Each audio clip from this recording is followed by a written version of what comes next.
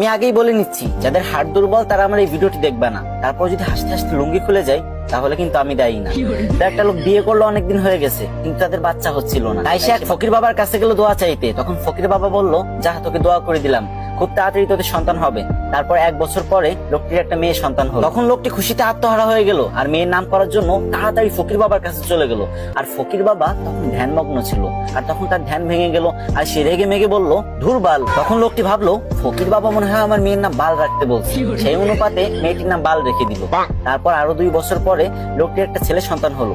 তারপর লোকটা খুশিতে ফকির বাবার কাছে চলে গেল ছেলেটির নামকরণ করতে। কিন্তু এবারও ফকির বাবার ধ্যান ভাঙার কারণে ফকির বাবা বিরক্ত হয়ে বলে উঠলো, ধুর চ্যাট।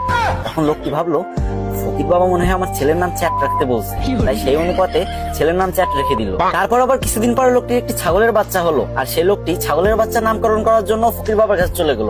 কিন্তু তখন ফকির বাবা একদমই ধ্যানমগ্ন ছিলেন না, আর যখন দেখলো ছাগলের নামকরণ করার জন্য তার কাছে আসছে, তখন সে প্রচন্ড রেগে গেল আর বলল, তুই একটা ছাগলের নামকরণ করার জন্য আমার কাছে আইসোস, যা তো ছাগলের বাচ্চার নাম পুটকি রেখে দিল। তারপর ছাগলের বাচ্চার নাম পুটকি রেখে দিল। তারপর ছেলে মেয়ে বড় হলো। তারপর লোকটি তার মেয়ের জন্য বিয়ে ঠিক করলো। কিন্তু যখন মেয়েটির জামাই বিয়ে বাড়িতে পা রাখলো, তখন সবাই চিৎকার করে বলতে লাগলো, এই বালের জামাই আইছে, বালের জামাই আইছে, তাড়াতাড়ি ওরা বরণ কর, আমার বালের জামাই আইছে।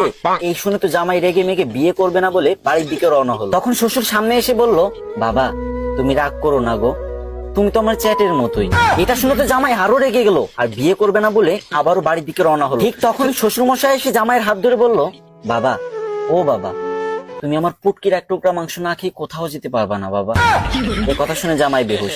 আর আমি জানি আপনি এখন হা হা করে হাসতেছেন আর এটা ভাবতেছেন যে আমি ভিডিও করার সময় হাসলাম না কেন।